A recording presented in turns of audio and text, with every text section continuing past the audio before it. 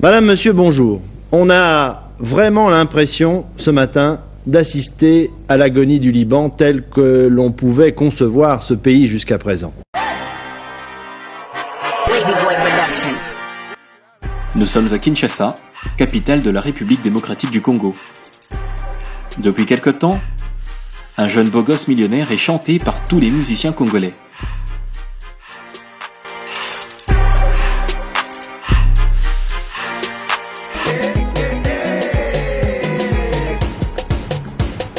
Boss, Abed Achour, Napoli Lupemba,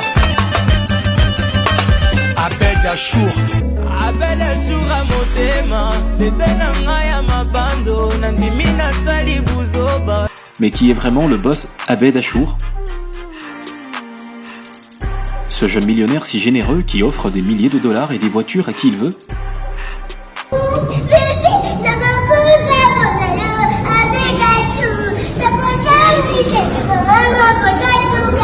L'histoire de la fortune de la famille Achour commence au Liban, quand en 1960, Mahmoud Achour, le grand-père d'Abed Achour, lance une usine de textile au Liban.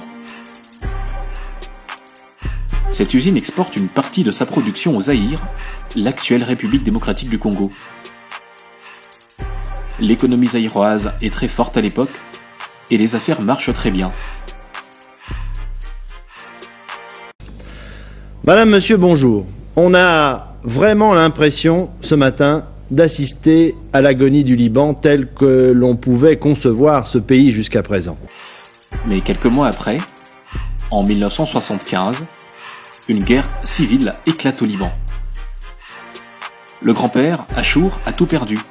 Ses installations industrielles sont en grande partie incendiées et s'attire au centre-ville de Beyrouth. Il décide alors de rejoindre Kinshasa avec ses enfants pour développer son commerce de textile à Kinshasa. Son fils cadet est Sattar Achour, le père de Abed Achour. Le grand-père Achour développe et diversifie les affaires de la famille, qui prospèrent très bien à Kinshasa. Dès 1976, le grand-père Achour ouvre la société Sokin, spécialisée dans l'importation de produits textiles et l'exportation de café. En 1982, il décide de s'installer définitivement au Zaïre pour développer de nouveaux projets d'investissement et crée alors la société de transport Transbenz. 25 ans après, alors que tout va très bien pour la famille Achour, un autre coup vient déstabiliser les affaires de la famille Achour. Le pillage systématique des magasins par l'armée à Kinshasa. La famille Achour perd 25 ans de travail en un seul jour.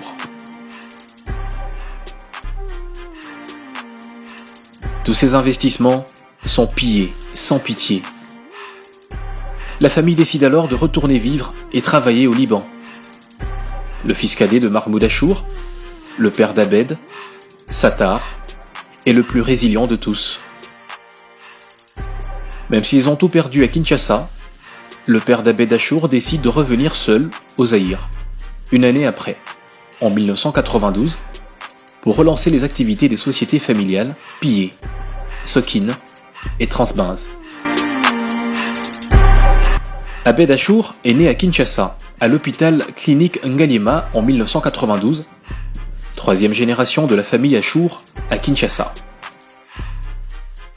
Malgré l'instabilité politique des années 90, le changement de régime en 1997, la guerre en 1998 et l'instabilité politique qui a caractérisé le Congo depuis plusieurs années, Abed Achour, son père Sattar Achour et ses frères ont réussi à faire du groupe Achour un des groupes d'affaires les plus influents de la RDC.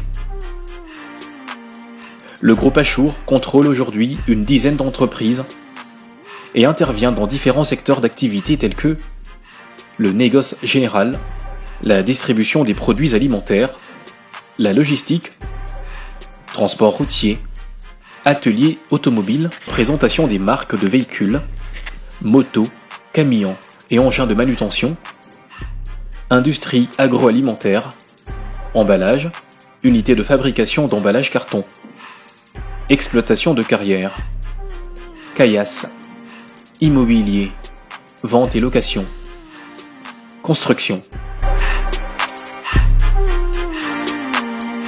Comme avec la famille Trump aux États-Unis, Abed Achour, petit-fils de Mahmoud Achour et fils de Sattar Achour, qui assure aujourd'hui la direction de certaines affaires familiales, est décidé à rentrer le nom Achour dans l'histoire et faire grandir de façon exponentielle le chiffre d'affaires du groupe Achour.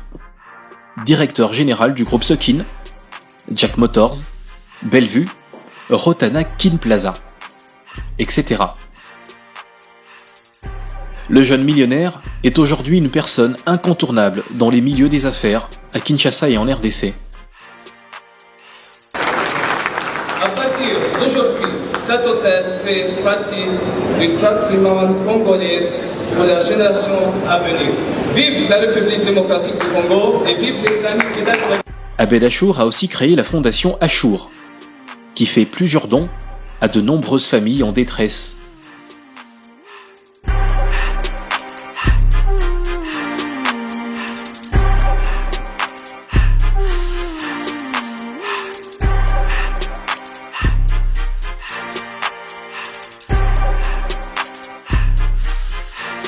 Aujourd'hui, 6 février 2020, Abed Achour, surnommé le beau gosse millionnaire, fête son 28e anniversaire.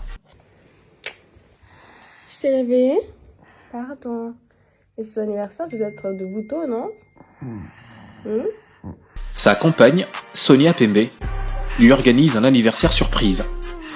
Il n'est donc pas au courant. Si les Kardashians étaient une famille congolaise, Sonia Pembe serait Kylie Jenner.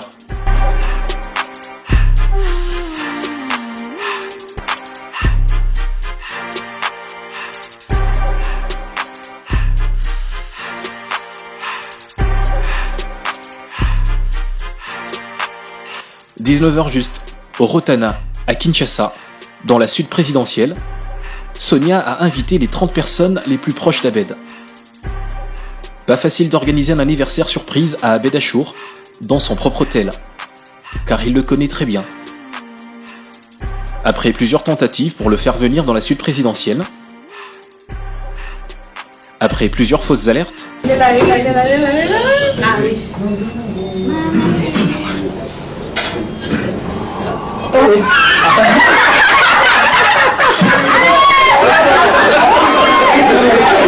finalement, Abed Achour arrive.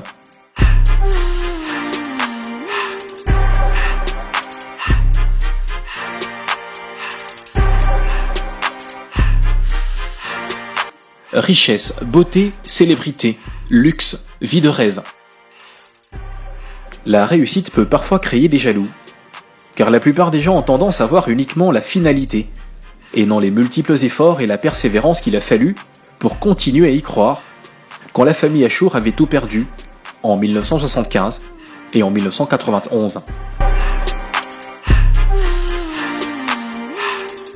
La réussite est le résultat d'un choix que nous prenons chaque jour de notre vie. Le choix de l'effort ou de la facilité. Le choix de se concentrer sur l'essentiel, acquérir des compétences pour résoudre des problèmes, ou se complaire pendant des heures dans la distraction, la superstition et la bêtise.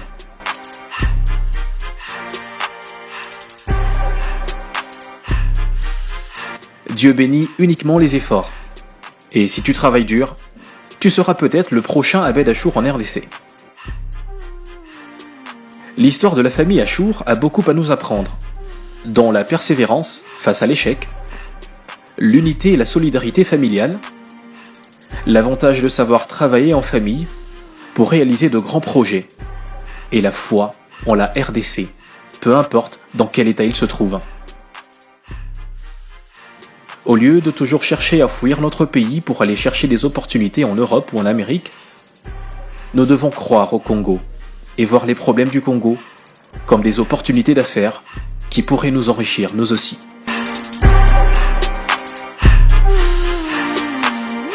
Dernière leçon, c'est bien de s'enrichir, mais si on est incapable de préparer sa descendance et transférer sa richesse à au moins 4 générations après sa mort, cela ne sert à rien.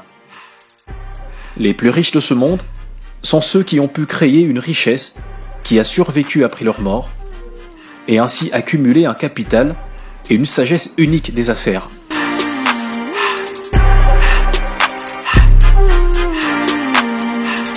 Vous avez une carrière impressionnante et vous voulez que nous racontions votre histoire pour inspirer des jeunes à réussir comme vous? Vous voulez que nous nous occupions de votre communication en vidéo sur les réseaux sociaux en créant votre propre télé-réalité chaque semaine? ProVideo Story produit et distribue votre histoire à au moins 100 000 personnes en 3 jours. Si votre vidéo n'atteint pas 100 000 vues, notre service est gratuit. Contactez notre bureau à Montréal au +15 14 581 85 33.